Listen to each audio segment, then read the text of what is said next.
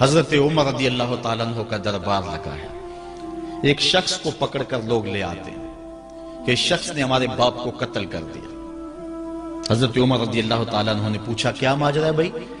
اس نے کہا جی واقعی میں ان کے باپ کا قاتل ہوں، لیکن میں نے قصداً قتل نہیں کیا. ہوا یہ کہ میں ایک مسافر ہوں، جا رہا تھا، راستے کے اندر سبز چراگاہ تھی، میرا اونٹ بھوکا تھا، اس چراگاہ میں داخل ہو گیا. اس کے بوڑھے باپ نے پتھر اٹھایا اور میرے اونٹ کو مارا، اس کی آنکھ نکل گئی. مجھے بڑا غصہ آیا، میں نے وہی پتھر اٹھا کر اس کے باپ کو دے مارا، لیکن وہ ایسے ٹکانے پہ لگا کہ اس کا باپ فوراً فوت ہو گیا. میرا قصد اور ارادہ نہیں تھا، لیکن بہرحال میں اس بات کا اقراری ہوں کہ میں نے اس کے باپ کو قتل کر دیا ہے. آپ جو حکم سنائیں میں اس کو قبول کروں گا، لیکن میں ایک مہلت مانگتا ہوں کہ میرے دوست، میرے بھائی کی کوئی رقم میرے ذمہ ہے، میرے پاس اس نے امانت رکھی ہوئی ہے اور وہ مجھے پتا ہے کہ میں نے کہاں چھپا کے رکھی ہوئی ہے. اگر آپ فیصلہ کر دیتے اور میری گردن کاٹ دی جاتی ہے تو وہ امانت جو میں نے رکھی ہوئی ہے سنبھال کر کے، میرے علاوہ کوئی جانتا بھی نہیں ہے، تو وہ اس تک کون پہنچائے گا؟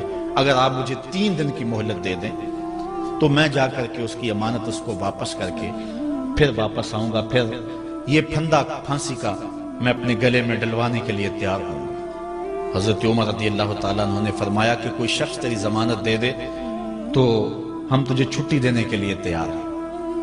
اس نے دائیں بائیں دیکھا، پورے مدینے میں اس کا کوئی شناسہ ہی نہیں تھا، واقف ہی نہیں تھا، ایک اجنبی شخص تھا. حضرت ابو ذر غفاری کھڑے ہو گئے، کہا حضرت عمر میں اس کی ضمانت دیتا ہوں. ضمانت دے دی گئی، وہ چلا گیا. تیسرے دن وعدے کا جو وقت تھا، لوگ جمع ہو گئے، دربار لگ گئے، ابھی تک آنے والا نہیں آیا. لوگوں نے کہا ابو ذر تو نے غلطی کی ہے، ایک اجنبی کی ضمانت دی اور ابھی تک وہ نہیں آیا. اور میاں صاحب فرماتے ہیں ایک بار جو پھائیں اڑ جاندے اور پھر کدی نہ پھنستے نے. ظاہر ہے وہ چلا گیا، واپس تو نہیں پلٹ کے آئے گا، اسے پتا ہے کہ آگے سیدھی سیدھی میری موت ہے، تو تم نے یہ کیا غلطی کی؟ خیر آپ نے فرمایا کہ اگر وہ نہ آیا تو یہ پھانسی کا پھندا میرے گلے میں ڈال لینا. لیکن بہرحال میں نے اس کی ضمانت دی. کچھ عرصہ بیتا کہ دور سے گرد و غبار اڑتا ہوا دکھائی دیا. جب صورت واضح ہوئی تو وہی شخص تھا. حضرت عمر فاروق رضی اللہ تعالیٰ عنہ کے دربار میں کھڑا ہو کہنے لگا حضرت کسی وجہ سے تاخیر سے پہنچا ہوں، معذرت چاہتا ہوں، اب جو حکم ہے پورا کیجیے. حضرت عمر رضی اللہ تعالیٰ عنہ اس کے پھانسی کے احکامات جاری کر چکے تھے. آپ نے فرمایا کہ ابو ذر یہ بتا کہ تو نے اس کی ضمانت کیسے دی جب تو اسے جانتا نہیں تھا؟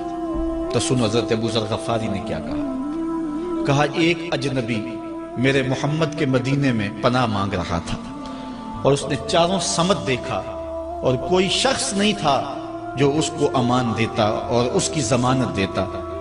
تو میں نے اس لیے ضمانت دے دی کہ نہ بھی آیا تو اپنی جان چلی جائے گی.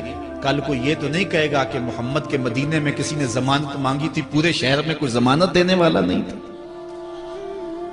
اس کو کہا کہ انہوں نے تو ضمانت دے دی، میاں اب تو بتا کہ تو چلا گیا تھا، تجھے جانتا کوئی نہیں تھا، نہ پلٹ کے آتا تو تجھے کوئی پوچھنے والا نہیں تھا، تو تو نے یہ دوبارہ موت کے منہ میں کیوں اپنا سر رکھا ہے؟ تو اس نے کہا کہ میں نے کہا کہ ایک اجنبی کی ضمانت ایسے شخص نے دی ہے جو مجھے جانتا بھی نہیں ہے، اور اگر میں نہ گیا تو لوگ قیامت تک اجنبیوں پر بھروسہ نہیں کریں گے کہ اجنبی یوں سلوک کیا کرتے ہیں. تو حضرت عمر رضی اللہ تعالیٰ عنہ اس کے پھانسی کے احکام جاری کیے. تو جن کے باپ کو قتل کیا تھا وہ بیٹے کھڑے ہو گئے، کہنے لگے تاریخ کی کالک ہم اپنے منہ پہ ملیں گے، ہم بھی اپنے باپ کے قاتل کو معاف کر دیتے ہیں. یہ ہماری تاریخ ہے، یہ ہماری کہانی ہے. لیکن آج ہم کس جگہ پہ کھڑے ہیں اور کیا ہماری صورتحال ہے؟ نہ ہمارا کردار رہا اور نہ ہمارا کوئی تشخص رہا. آج ہم نے اپنا تشخص بھی مٹا کے رکھ دیا، اپنے طرز زندگی بھی بدل دی. نہ ہماری باطن کی وہ روشنی رہی، نہ ظاہری وہ صورتیں رہی کہ ہم پہچانے جائیں کہ حضور کے غلام ہیں، بلکہ آج بھانت بھانت کی بولیاں بول رہے ہیں. اقبال نے کیا کہا تھا؟ اپنی ملت پر قیاس اقوام مغرب سے نہ کر، خاص ہے ترکیب میں تجھے قوم رسول ہاشمی. حضرت عمر نکلے یروشلم میں ایک اونٹ ہے، ایک غلام ہے، کبھی وہ سوار ہوتا ہے، کبھی آپ باری مقرر کی ہے۔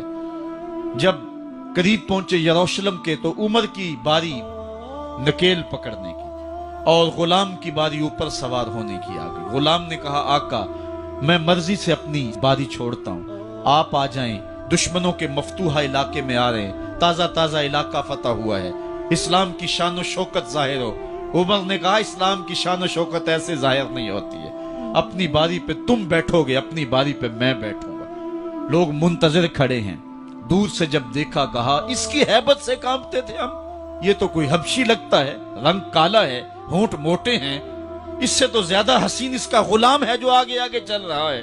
حضرت ابو عبیدہ نے کہا دھوکہ کھا رہے ہو، ہمارا آقا وہ نہیں ہے جو اونٹنی کے اوپر سوار ہے، ہمارا آقا وہ ہے جو لگام تھامے آگے آگے چل رہا ہے۔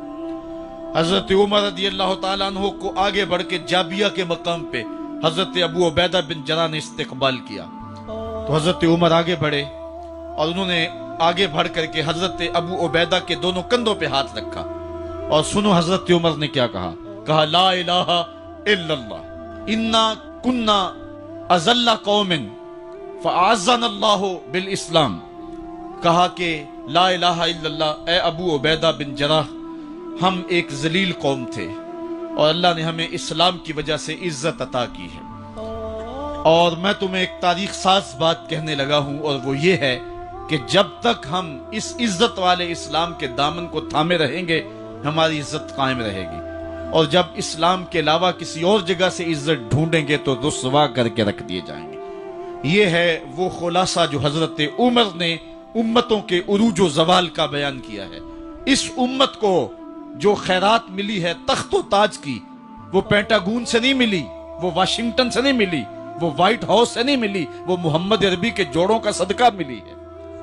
اس لیے جب ہم نے اسلام سے انحراف کیا، پاکستان حاصل کیا گیا تھا، پاکستان کا مطلب کیا؟ لا الہ الا اللہ۔ ہم نے اس نعرے کو چھوڑ دیا ہوا ہے، ہم نے انحراف کر دیا ہے۔ آج ہماری نظریں مغرب کی طرف لگی ہے کہ تخت و تاج اس سے نصیب ہوتے ہیں، اور دنیا کے اوپر ہم رسوا ہو کے رہ گئے۔ ہماری پستی، ہماری زبوحالی، ہماری ذلت کا سبب یہ ہے کہ جس جگہ سے ہمیں عزت ملی تھی ہم نے وہ مرکز ہی چھوڑ دیا ہے۔ اس مرکز حیات کو، اس مرکز زندگی کو، اس مرکز عزت کو ہم نے چھوڑ دیا ہے، اور دنیا کے اوپر ہم رسوا ہو رہے ہیں۔ انہی حضرت عمر کی کہانی ہے۔ وادی تہامہ سے گزر رہے تھے کہ بچوں کی طرح بلک بلک کے رونے لگے۔ کہا عمر جوان آدمی ہو اور بچوں کی طرح بلک کے رو رہے ہو؟ کہا تم نہیں جانتے، مجھے بچپن کی کہانی یاد آ گئی۔ کہا کیا کہانی ہے؟ کہا یہی عرض تہامہ تھی، میرے باپ خطاب نے مجھے 5 اونٹ دیے تھے، کہا انہیں لائن میں کھڑا کرو سیدھا۔ میں آگے والا سیدھا کرتا تھا، پیچھے والا ٹیڑھا ہو جاتا، پیچھے والا سیدھا کرتا، آگے والا ٹیڑھا ہو جاتا۔ میرے باپ خطاب نے مجھے بڑا مارا۔ کہا ایک عرب کے بیٹے ہو کے تم سے 5 اونٹ لائن میں کھڑے نہیں ہوتے؟ کہا ایک زمانہ عمر پہ وہ تھا کہ اس سے 5 اونٹ لائن میں کھڑے نہیں ہوتے تھے، اور آج شرق سے لے کر غرب تک 23 لاکھ مربع میل کی حکمرانی اور انسان بھی لائن میں کھڑے ہیں۔ یہ محمد عربی کے جوڑوں کا صدقہ نہیں ہے تو اور کیا ہے؟ عمر سے تو 5 اونٹ لائن میں کھڑے نہیں ہوتے تھے۔ تو یہ عزتیں، یہ تخت و تاج، یہ حکومتیں ہمیں حضور کی دہلیز سے ملی۔ جب ہم نے اس دہلیز کو چھوڑ دیا تو دنیا کے اوپر رسوا ہو گئے اور ذلیل کر کے رکھ دیے گئے۔ ہماری اخلاقی پستی اور زبوحالی نے ہم کو کہیں کا نہیں چھوڑا ہے۔ دامن رسالت ماب کو چھوڑ دیا ہے، پھر رسوائیاں مقدر نہیں ہوں گی تو کیا ہوں گی؟ آئیے ابھی بھی موقع ہے، توبہ کا دروازہ بند نہیں ہوا، رب سے بھی معافی مانگ لیں۔ گنبد خضرا کے مکین کے حضور بھی ہاتھ جوڑ کے کہیں چھوڑ کے آپ کا دامن رحمت، آقا ہم سے بھول ہوئی، کھو دی اپنی قدر و قیمت، آقا ہم سے بھول ہوئی، دیکھ ہماری آنکھ مچولی، اپنے سینے اپنی گولی، بھول گئے ہم درس اخوت، آقا ہم سے بھول ہوئی، دنیا کے ٹھکرائے ہوئے ہیں، تیرے در پہ آئے ہوئے ہیں، کھول دے اپنا باب رحمت، آقا ہم سے بھول ہوئی۔ عبداللہ بن عمر اور عبید اللہ بن عمر بصرہ سے گزر رہے تھے ایک جنگ سے واپسی پر، تو حاکم بصرہ نے آپ کو کچھ پیسے دیے کہ یہ مال غنیمت میں جا کے جمع کروا دینا، اور پھر خود ہی مشورہ دیا کہ عراق کے اندر فلاں فلاں چیز بہت سستی مل جاتی ہے، اور حجاز میں ان چیزوں کی قیمت زیادہ ہے. تو اگر آپ ایسا کر لیں کہ یہ ان پیسوں سے خرید لیں اور جا کے مدینہ المنورہ میں فروخت کر دیں تو جو زائد پیسے آپ کمائیں گے وہ آپ کے ہوئے. اور یہی اشرفیاں جو میں نے دی ہیں آپ کو، اتنی اشرفیاں بیت المال میں جمع کروا دینا. تم نے محنت کی ہوگی، تجارت کی ہوگی، تو جتنے بچیں گے وہ آپ کے ہوں گے. تو انہوں نے کہا بہت اچھا. وہاں سے مال خرید لیا، مدینہ المنورہ میں آ کے بیچ دیا. جتنی اشرفیاں انہوں نے وہاں سے دی تھی بیت المال کے لیے، اتنی بیت المال میں جمع کروا دی. حضرت عمر رضی اللہ تعالیٰ عنہ کو پتہ چلا، بیٹوں کو بلایا، کہا کہ سنا ہے تم نے کوئی کمائی کی ہے؟ کہا جی ہم نے تو تجارت کی اور جو مال لیا تھا اتنا مال بیت المال میں جمع کروایا ہے. کہا تم بیت المال کے پیسوں پر کمائی کی ہے، وہ پیسے بھی تمہیں بیت المال میں جمع کروانے پڑیں گے. یہ عمر ہیں رضی اللہ تعالیٰ عنہ. رومی شہنشاہ کی بیوی سلام بھیجتی ہے حضرت عمر رضی اللہ تعالیٰ عنہ کی اہلیہ کو، تو وہ 1 دینار ادھار لے کر کے اس کا عطر خریدتی ہیں اور شیشیوں میں ڈال کر کے ان کو بھیجتی ہیں کہ چلو ایک رواداری کا اچھا ثبوت فراہم کیا جائے. تو وہ واپسی پر انہی شیشیوں کے اندر قیمتی موتی بھر کے بیچتی ہیں، جواہرات بھر کے بیچتی ہیں. حضرت عمر رضی اللہ تعالیٰ عنہ فرماتے ہیں لاؤ یہ سارے جواہرات، سب کو فروخت کرتے ہیں. 1 دینار اس کو دیتے ہیں، باقی بیت المال میں جمع کر دیتے ہیں. تو جب اپنی زندگی اتنی محتاط ہوگی، اتنی خوبصورت ہوگی، تو پھر کس طرح کوئی گورنر زیادتی کر سکتا ہے؟ تو حضرت سیدنا عمر رضی اللہ تعالیٰ عنہ نے اپنا طرز زندگی اور انداز معاشرت اتنا سادہ اور اتنا خوبصورت رکھا کہ اس کے مطابق تمام گورنروں کو ڈھالنے کی تلقین کی. آپ جب بھی کسی شخص کو بطور گورنر اس کا تعین کرتے تو اس کو یہ نصیحتیں کرتے: ایک ترکی گھوڑے پہ سوار نہیں ہوں گے، باریک کپڑا نہیں پہنیں گے، اور انچھنے آٹے کی روٹی کھائیں گے، مکان کا دروازہ نہیں لگائیں گے، کوئی حاجب نہیں رکھیں گے، چوکیدار نہیں رکھیں گے، بواب نہیں رکھیں گے، جو تمہارے تک پہنچنا چاہے ڈائریکٹ پہنچ جائے. اللہ اکبر.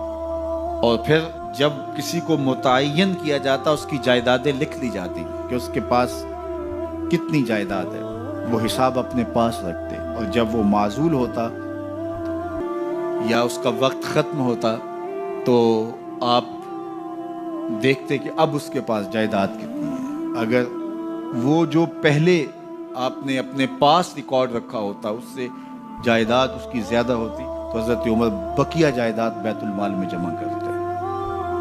اللہ اکبر. اور یہ کیسے تھا؟ گورنر بول نہیں سکتا تھا، اس لیے کہ حضرت عمر کی اپنی بود و باش بھی اسی طرح کی تھی، اپنا طرز زندگی بھی اسی طرح کا تھا. مال غنیمت میں بہت ساری چادریں آتی ہیں جو سب کو تقسیم کر دی جاتی ہیں. خطبہ جمعہ دینے کے لیے آئے تو ایک شخص کھڑا ہو گیا. عمر خطبہ بعد میں سنیں گے، پہلے یہ بتائیں کہ یہ جو تم نے قمیض پہنی ہے یہ کہاں سے آئی؟ مال غنیمت کے اندر جو چادریں آئی ہیں سب کے حصے میں ایک ایک چادر آئی. آپ داراز قد ہیں، ایک چادر سے قمیض نہیں سل سکتی، تو آپ کی قمیض کہاں سے آئی؟ پہلے اس سوال کا جواب دے دیجئے، پھر خطبہ سنیں گے. اللہ اکبر. آپ کے بیٹے کھڑے ہوتے ہیں، کہا ایک چادر سے میرے باپ کی قمیض نہیں بنتی تھی، میں نے اپنے حصے کی چادر بھی اپنے باپ کو پیش کی ہے. اس نے کہا اب سناؤ اور ہم سنتے ہیں. یہ ہے حضرت عمر رضی اللہ تعالیٰ عنہ کی اپنی ذاتی زندگی. ایاز بن غنم کے بارے میں یہ پتہ چلتا ہے کہ وہ موٹے کپڑے نہیں باریک کپڑے پہنتا ہے. اس نے گھر کے دروازے پر بواب بھی رکھا ہوا ہے، چوکیدار بھی رکھا ہوا ہے. تو حضرت عمر رضی اللہ تعالیٰ عنہ محمد بن مسلمہ کو بھیجتے ہیں. محمد بن مسلمہ جاتے ہیں اور جا کے تحقیق کرتے ہیں تو ایسا ہی پاتے ہیں، تو ان کو وہیں گرفتار کر کے لے آتے ہیں اور حضرت عمر کے دربار میں پیش کیا جاتا ہے. چھڑی اس کے ہاتھ میں دے کر فرماتے ہیں جاؤ تم بکریاں چرایا کرو، تم گورنری کے لائق نہیں ہو. ایک گورنر کو بکریاں چرانے پہ لگا دیتے ہیں اس لیے کہ تم نے ان اصولوں سے، ان ضابطوں سے انحراف کیا ہے جو ایک سلطنت کے ذمہ دار کے لیے لازم اور ضروری ہیں. دور موجود کے حکمرانوں کو چاہے وہ عرب کے حکمران ہوں چاہے وہ عجم کے حکمران ہوں، اگر وہ اسلام کا نام لیتے ہیں تو انہیں اپنے اعمال کا جائزہ لینا ہوگا کہ ہم کھڑے کہاں ہیں۔ حضرت عمر بن عبدالعزیز جو کہ اموی خاندان کے چشم و چراغ تھے، لیکن ان کا مزاج سب سے ہٹ کے تھا، انوکھا اور نرالا تھا۔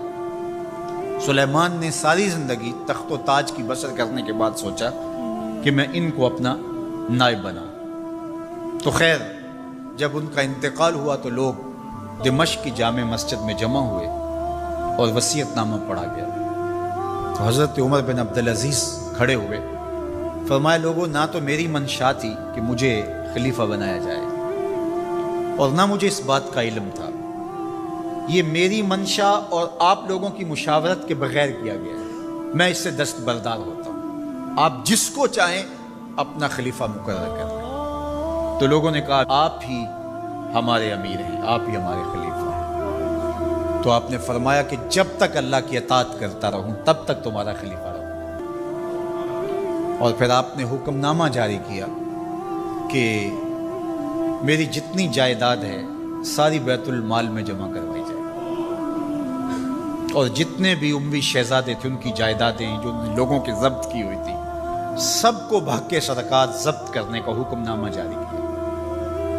مسجد سے باہر نکلے تو آپ کے لیے شاہی سواری لائے گی، فرمایا میرا خچر کافی ہے میرے لیے۔ گھر پہنچے تو اپنی بیوی فاطمہ بنت عبد الملک سے کہا جو بادشاہ کی بیٹی ہے، بادشاہ کی پوتی ہے اور 4 بادشاہوں کی بہن ہے، ناز و نعم میں پلی ہوئی ہے، کہا کہ میرے ساتھ تم رہنا چاہو تو تمہیں اپنے سارے زیورات، زر و جواہر، سارا مال بیت المال میں جمع کروانا ہوگا اور فقیرانہ زندگی بسر کرنا ہوگی۔ اب اس پاک باز خاتون نے کہا کہ میں اس کے لیے تیار ہوں، میں فقیری کی زندگی کو ترجیح دیتی ہوں۔ اب حضرت عمر رضی اللہ تعالیٰ عنہ نے صرف 2 سال 5 ماہ اور کچھ دن حکومت کی اور 3 بر اعظموں پر سلطنت اسلامیہ پھیلی ہوئی تھی، اور آپ روتے تھے کہ ان لوگوں کا حق بھی میرے اوپر بلا مطالبہ ہے جو دنیا کے کسی بھی خطے کے اوپر اس سلطنت کی حدود میں بستے ہیں۔ عید کا موقع آیا، عیدگاہ میں جب لوگ ایک دوسرے کو مل رہے تھے تو امیر المومنین کے بیٹوں کے کپڑے خستہ تھے، پرانے تھے، پیوند لگے ہوئے تھے۔ تو آپ نے اپنے بیٹوں سے کہا کہ تمہیں شرم تو آ رہی ہوگی کہ امیر المومنین کے بیٹے ہو کے تمہیں ڈھنگ کا لباس بھی دستیاب نہیں ہے۔ تو آپ کا ایک بیٹا عبد الملک بن عمر بن عبدالعزیز جو آپ کی زندگی میں انتقال کر گیا تھا، اس نے کہا ہمیں اس بات پہ فخر ہے کہ ہمارے باپ نے خیانت نہیں کی ہے، ہمارا باپ دیانتدار ہے۔ جب گھر آتے ہیں تو آپ کی بیٹیاں آپ کو عید مبارک کہتی ہیں، آپ سے ملتی ہیں، لیکن منہ پہ کپڑا دھرا ہوا ہے۔ تو حضرت عمر رضی اللہ تعالیٰ عنہ عمر بن عبدالعزیز بولتے ہیں کہ بیٹی آپ نے چہرے کے اوپر کپڑا کیوں رکھا ہوا ہے؟ تو وہ کہتی ہیں ہم نے کچے پیاز سے آج کھانا کھایا ہے تو اس لیے ہم نے کپڑا رکھا ہے کہ آپ اس کی سمیل محسوس نہ کریں۔ تو حضرت عمر بن عبدالعزیز رو پڑتے ہیں اور فرماتے ہیں کہ کس باپ کا جی نہیں چاہتا کہ میری اولاد آسودہ ہو، لیکن میں آخرت سے ڈرتا ہوں۔ حضرت عمر بن عبدالعزیز رضی اللہ تعالیٰ عنہ کے 2 سال 5 ماہ اور چند دنوں کے اندر ایسا عدل پھیلتا ہے کہ لوگ کہتے ہیں ہمیں لگتا تھا آسمان اور زمین کے درمیان ترازو گاڑ دیا گیا ہے، ہر شے پوری پوری تولی جا رہی ہے، اور اتنی خوشحالی آتی ہے، اتنی خوشحالی آتی ہے، لوگ زکوٰۃ کے پیسے لے کے نکلتے ہیں، کوئی زکوٰۃ لینے والا نہیں ملتا۔ ایک علاقے کے لوگ حضرت عمر بن عبدالعزیز کو خط لکھتے ہیں کہ حضرت زکوٰۃ کا کیا کریں؟ فرمایا غریبوں کو دے۔ کہا کوئی غریب رہا ہی نہیں، تو کہا کہ اچھا آپ اس طرح کریں کہ جن کی شادیاں نہیں ہوئی ان کا مہر ادا کر کے شادیاں کروا دیں۔ تو وہ جواب میں لکھتا ہے یہ بھی ہو چکا۔